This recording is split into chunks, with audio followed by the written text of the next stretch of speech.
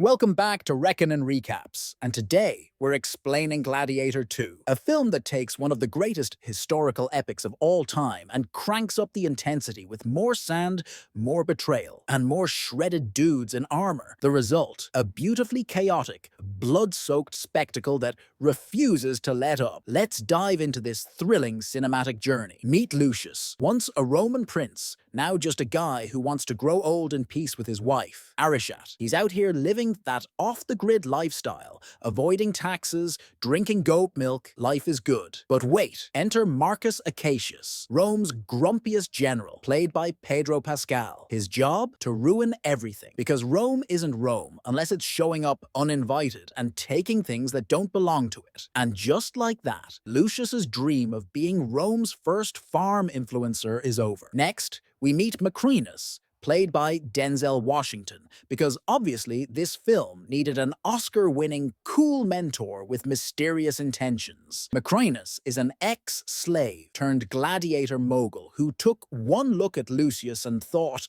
ah yes, I will be monetizing this trauma. Training? Brutal. The food? Questionable. The vibe? Imagine Spartacus meets a really intense CrossFit class.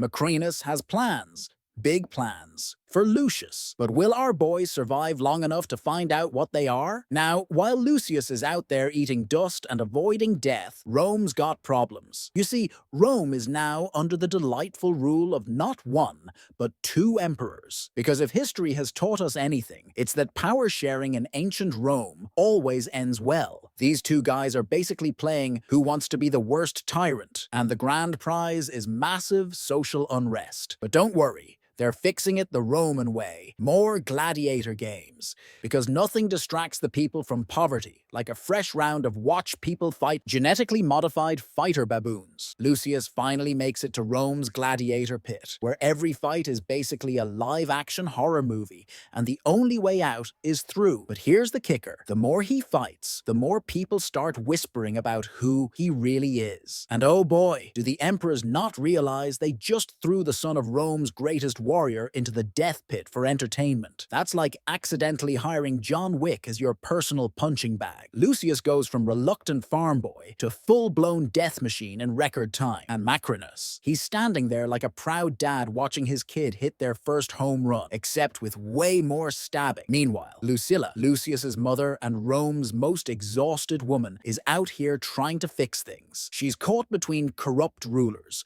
a son she thought was dead, and a city that's basically one bad day away from burning down completely. And just when you think things can't get worse, oh they do. Because Macrinus, he's not just a gladiator trainer. He's got his own reasons for being here. And let's just say they don't involve playing fair. We've got backstabbing, revenge plots, secret alliances, and more dramatic speeches than a Shakespeare marathon. And at the center of it all, Lucius, just a guy who wanted to live peacefully and is now this close to toppling an empire. Classic. And just like that, the world knows his name. The emperors, who once saw him as nothing more than another faceless gladiator, now see the undeniable truth. Lucius is no mere fighter. He is a symbol, a legend reborn in the blood-soaked sands of the Colosseum. The whispers of rebellion spread like wildfire, the citizens growing bolder, the senators plotting in the shadows. The emperors scramble to maintain control, but the tides have shifted. With Macrinus watching closely and Lucilla maneuvering through the political storm, the city stands at the brink of an all-out reckoning. Rome's fate is no longer in the hands of its rulers. It belongs to the man they thought they could bury. That, my friends, is Gladiator 2, a tale of vengeance, political chaos,